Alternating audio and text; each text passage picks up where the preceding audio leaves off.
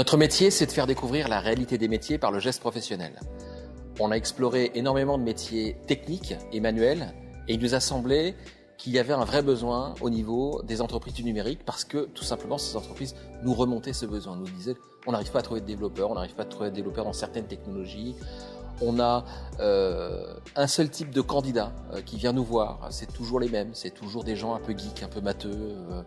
des garçons. On aimerait bien avoir d'autres horizons, d'autres équipes et une grande diversité.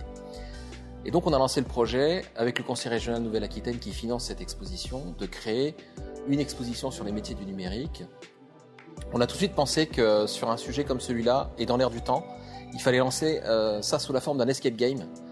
pour ajouter un enjeu, pour être aussi un peu la mode dans l'air du temps et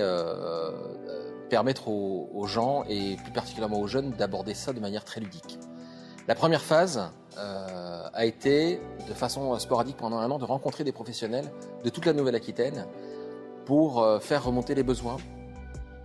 et la réalité un peu des métiers et des attentes des professionnels. Ça nous a permis ensuite de travailler sur un scénario avec aussi là des professionnels de la scénographie et de la scénarisation et d'imaginer un escape game où en fait une entreprise allait être en péril et devait être sauvée en 1h30 des périls qui la menacent, c'est-à-dire des virus,